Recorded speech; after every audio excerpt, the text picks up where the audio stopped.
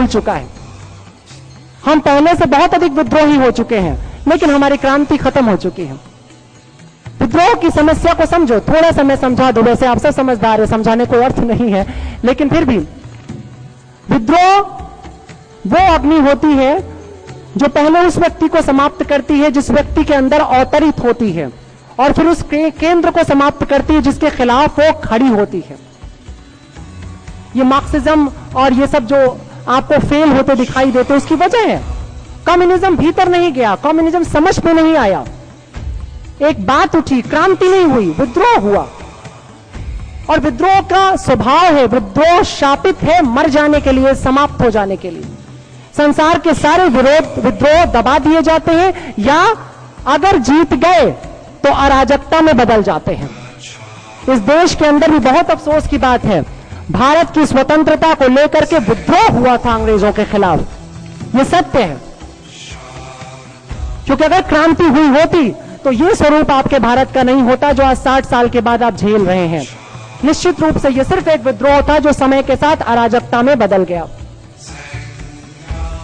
क्रांतियां जब होती हैं तो अनश्वर होती हैं, वो कभी समाप्त नहीं होती। वेदांत की क्रांति होती है अगर आज से 2000 साल पहले, तो आज तक चल रही है। वेदांती ठीक रह गए हो ना रह गए हो, पर वेदांत दर्शन के ऊपर कोई प्रश्न चिन्ह नहीं लगा सकता है।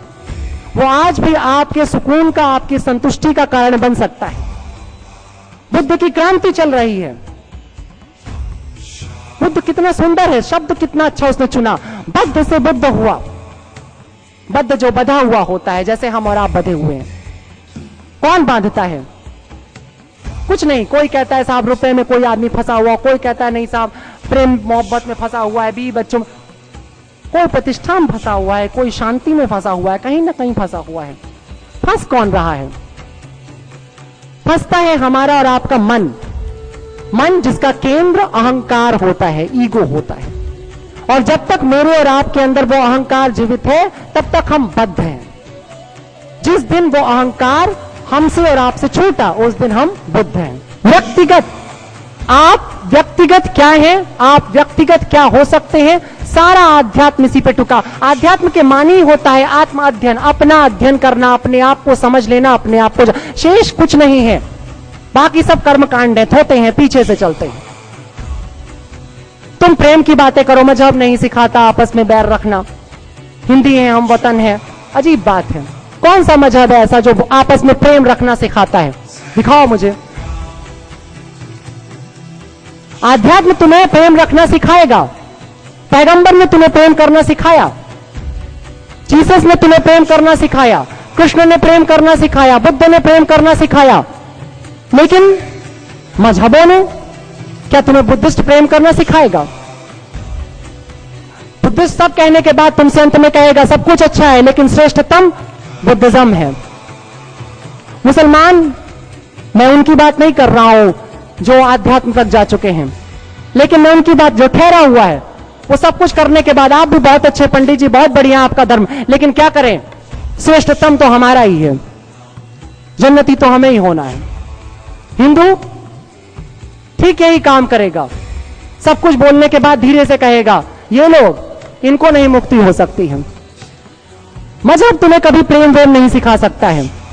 मजहब सिर्फ उस व्यक्ति को प्रेम सिखाएगा जिस व्यक्ति के लिए कोई मजहब शेष नहीं रह जाएगा, जिसके लिए सिर्फ और सिर्फ सत्य का महत्व होगा, क्योंकि सत्य में ही प्रेम बसता है और सत्य सर्वव्यापी है। पर क्या तुम सत्य के लिए तैयार हो सकते हो? सत्य इंस्टेंट कॉफी तो नहीं है कि तुम्हें 2 रुपए में बाजार में मिल जाएगी। सत्य तो तैयारी मांगते हैं, पर किसी की रुचि नहीं है सत्य को समझने में। कबीर बड़े सुंदर बात कहता है जाति पाति पूछे नहीं कोई, हरि का भजे सो हरि का होई। मजहब के विरोध में बोलता है वो, जो हरि को जान लेगा, जो सत्य को जान लेगा, वही सत्य का, जैसे तुलसी कहता है जानत तुम्हें हो जाई, तुमको जानने मात्र से वो तुम में ही खो जाता है। कितनी महत्वपूर्ण बात है ये। जैसे बुद्ध ने कहा था पतितो भव, अपना प्रकाश स्वयं हो जाओ, वैसे ही कबीर ने भी कहा था भैरे चढ़े सो अधर डूबे निराधार भय पार। मैंने जिन लोगों को भी नाव की सवारी करते देखा, मजहबों की सवारी करते देखा, मुल्ला पंडितों की सवारी करते देखा, वो तो डूब गए कहीं जाकर के बीच में, निराधार भय पार। लेकिन जिनको मैंने नदी में तैरते देखा, अपने बाजुओं की कुव्वत पे तैरते देखा, उन्होंने नदी को पार कर। तैरने वाले को, तैराक को डूबने का कोई खौफ नहीं होता। लेकिन तैरना सीखना यह बड़ी खतरनाक बात है। पहली बार जब तुम्हें पानी में उतरने को कहा जाएगा तो बहुत डर लगेगा। वो एक सेठ जी थे, उन्हें तैरना सीखना था। नदी के पास पहुंचे, अचानक पांव फिसला, आधा शरीर पानी में, दौड़ करके वो सीढ़ी पर वापस आए।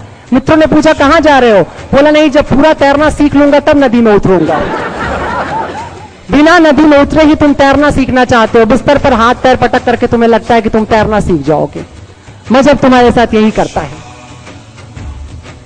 एक किताब खोल के बैठ जाओगे, सुबह से शाम तक तुम पढ़ोगे, रघुकुल रीत सदा चली आए, प्राण जाए पर वचन न जाए।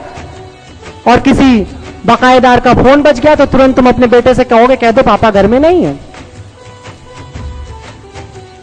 चरित्र तुम्हारा कुछ और है, व्याख्याएं तुम कुछ और करते हो। तुम्हारा पुत्र क्या इतना बेवकूफ है? वो समझ लेता है कि कहने वाली बात कोई और होती है, करने वाली बात कोई और होती है। पर उपदेश कुशल बहुतेरे, जान लेता है वो। पर तुम्हारा कार्य तब तक नहीं हो सकता जब तक कि कहने वाली बात, करने वाली बात एक ना हो जाए। पुराण कहते हैं महात्मा का एक ही गुण होता है, जो कहता है वही सोचता है और वही करता है। और दुरात्मा के पास एक ही स्वभाव होता है, कहता कुछ और है, सोचता कुछ और है, करता कुछ और। अब तुम खुद अपने को टटोल लो कि तुम दोनों में से कौन हो। आवश्यकता नहीं है कि तुम किसी गुरु के पास जाओ सीखने के लिए। रोज एक बार रात को सोने से पहले सोचो, दिन भर जो तुमने सोचा था क्या वही कहा और फिर वही किया? यकीनन तुमने ऐसा नहीं किया था। ये थोड़ी सी कटुवाणी है। मैं वैसे बहुत स्वीट स्पीकर हूं, बहुत अच्छे से बोलता हूं, लेकिन बात है कबीर की, बात है बुद्ध की। इसलिए मैं थोड़ा सा कटु हो रहा हूं क्योंकि दोनों ही बड़े कटु रहे हैं। बुद्ध ने भी कोई मुलायजा नहीं किया, किसी भी तरह से आदमी को नहीं बख्शा।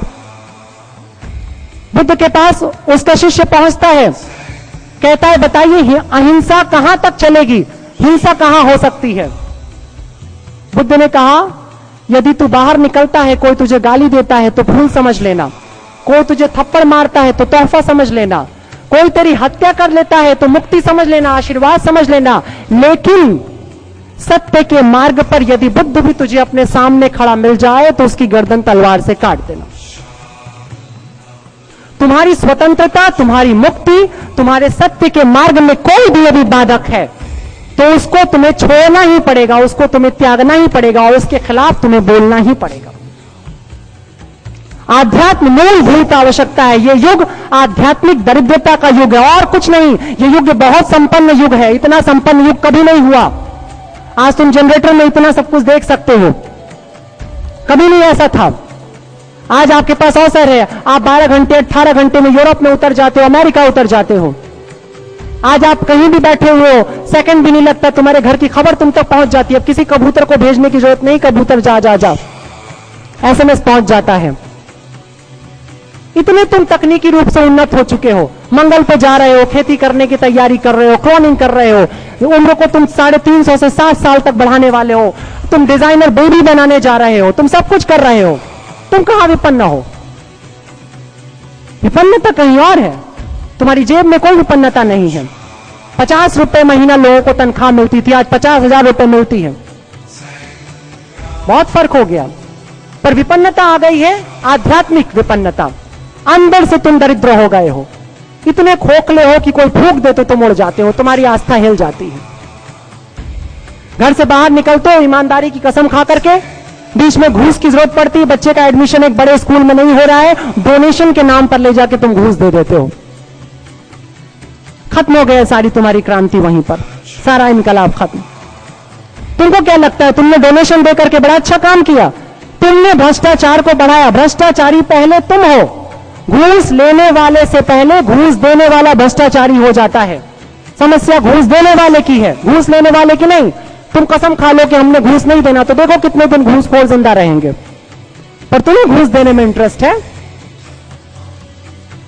करप्शन की बात करते हो, अपराधियों की बात करते हो, राजनीति का अपराधीकरण, बहुत शोर मचाया जाता है। मुझे कोई फर्क नहीं पड़ता राजनीति का अपराधीकरण कौन करा रहा है, अपराधी कहां से बन जा रहे हैं। सवाल बहुत बड़ा है, अपराध क्यों हो रहा है, जिसको तुम उग्रवाद कहते हो, है क्या संगठित अपराध, सिर्फ इकट्ठा अपराध है ना, और तो कुछ नहीं है। तुम कभी घर में मिठाइयां इधर से उधर करते थे, अब तस्करी करने लगे हो, जरा सा डेवलप हो गए हो, प्रोग्रेस कर लेते हो तुम। इसी तरह 2-4 लड़के पहले मिलकर के मोहल्ले में रौब जमाते हैं और फिर एक कम्युनिटी में रौब जमाना शुरू करते हैं, फिर पूरी दुनिया से लड़ने की कोशिश करते हैं। पर अपराधी बन क्यों रहा है, उग्रवादी बन क्यों रहा है, कौन सी वजह है? तुम तो 150 सालों से पढ़ा रहे हो, शिक्षा आ जाएगी तो यह समाज सुधर जाएगा। कितना सुधरा 150 सालों में शिक्षा देने के बाद? जितने भ्रष्ट लोग तुम्हें शिक्षित मिल जाएंगे, उतना भ्रष्ट कोई गांव का गवार नहीं मिलेगा। इसलिए कबीर ने कहा, तपोथी पढ़ जग मुआ, पंडित भया न कोय, भाई आखिर प्रेम के पढ़े सो पंडित। सारी शिक्षा तुम्हारी तुम्हारे एम्बिशन पर, तुम्हारी महत्वाकांक्षा पर रखी हुई है, तुम्हारे प्रेम पर नहीं। शिक्षा तुम्हारे मस्तिष्क को तो पोषित कर देती है, तुम्हारे हृदय में एक अक्षर नहीं उतरता है। आध्यात्म का सिर्फ एक काम है, तुमको मस्तिष्क से नीचे हृदय पर लाना और हृदय से नीचे तुम्हारी चेतना पर ले जाना, और फिर चेतना के पार क्या है वो तुम खुद जान लोगे। बुद्ध और कबीर की धरती है ये। बुद्ध ने ज्ञान तो बोध गया में जाकर के पाया, लेकिन देशना देने के लिए उसने बनारस को ही चुना। उसकी वजह है बनारस में क्रांतियां जीवित रहती हैं, बनारस की मिट्टी में क्रांति है। मैं पूरे संसार से घूमते हुए लोगों से मिलता हूं, और जब वो बनारस आते हैं तो कहते हैं ना मालूम क्या है, जब यहां पर पैर रखते हैं तो ऐसा लगता है स्वतंत्र होना चाहिए। यदि बनारस सचमुच अपने रूप में, अपने बनारसीपन में, अपने वही काशिका के स्वरूप में लौट आए जिसमें ये कभी था, तो यही देश संसार, यही छोटा सा हिस्सा भारत देश का पूरे संसार को प्रकाशित कर सकता है। काशिका का एक और भी नाम रहा है प्रकाशिका, जो प्रकाशित करती है। तो यहां पर यह कार्यक्रम करने का उद्देश्य और आपसे इतनी सारी बातें करने का मकसद सिर्फ इतना ही था कि आप में से जो भी, जहां भी, जिनसे भी मिले, उसके भीतर कहीं ना कहीं आध्यात्म की क्रांति का एक बीज डालें, कहीं ना कहीं उसे तैयार करें। उसे कहें कि मस्तिष्क की सोड़ा नीचे आए, वो हृदय से भी सोचना शुरू करे, ये भी देखना शुरू करे कि उसके आसपास क्या है। मैं सेवा के लिए बहुत ज्यादा नहीं किसी को उत्साहित कर रहा हूं कि तुम सेवा करने कहीं जाओ, मैं सिर्फ जागृति के लिए उत्साहित करना चाहता हूं। जगाओ तो और जागो तो। जगाने से पहले समस्या यह भी है, जागना भी तो है। नींद में पड़े पड़े तुम जगा नहीं सकते, सोए सोए जगा नहीं सकते हो, तो जागना पहली शर्त होगी। और अगर आप गंगा मुक्ति की बात करते हैं, अगर आप सचमुच कोई आंदोलन उठाना चाहते हैं, तो मुझे लगता है थोड़े से लोगों से नहीं होगा। पूरा का पूरा शहर, ये 17-18 लाख लोगों का जो शहर है, इसमें से कम 1-1.5 लाख लोग तो एक बार इकट्ठे होकर के सड़क पर बैठ जाएं। और देखिए कैसे नहीं सुना जाता है। आदमियों की ही सरकार है, लोकतंत्र में आपका ही तंत्र चल रहा है। बड़े अफसोस की बात है, इस पर भी आप सब बुद्धिजीवी हैं, आपको सोचना चाहिए और काम करना चाहिए। जब आप ब्रिटेन में जाते हैं और जब आप अमेरिका में जाते हैं, तो डेमोक्रेटिक देश क्या है पहले समझाया जाता है। डेमोक्रेसी क्या है, उसके लॉ क्या है, ये बच्चे को समझा दिया जाता है। भारत में कितने लोग हैं जो लीगली अवेयर होते हैं, कितनों को विधि विधान का पता है। अगर घर में पुलिस नहीं आए तो आपको कभी भी भारत का संविधान जानने की आवश्यकता नहीं है।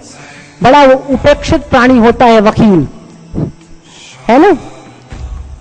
वकील भी अपने आप में बहुत विशिष्ट व्यक्ति है, उसे भी जगाना है और जागना होगा। विधि के प्रति लोगों को आगाह करना पड़ेगा। तुम्हारे अधिकार कितने हैं, कितने नागरिक अधिकार हैं तुम्हारे पास। आधा भ्रष्टाचार तो इसलिए क्योंकि तुमको पता ही नहीं है कि तुम्हारे पास अधिकार कितने हैं, इसलिए कोई भी तुम्हें ठग लेता है। तो जागृति बहुत आवश्यक है। जागो और जगाओ, इसके अतिरिक्त और कोई कार्य तुम्हें अगले 100 सालों तक नहीं करना है, यदि तुम सचमुच मानवता को इस संसार में उपस्थित रखना चाहते हो। अन्यथा भूल जाओ, मेरी और तुम्हारी अपनी लड़ाई हमें 25-30 सालों के अंदर खा जाएगी।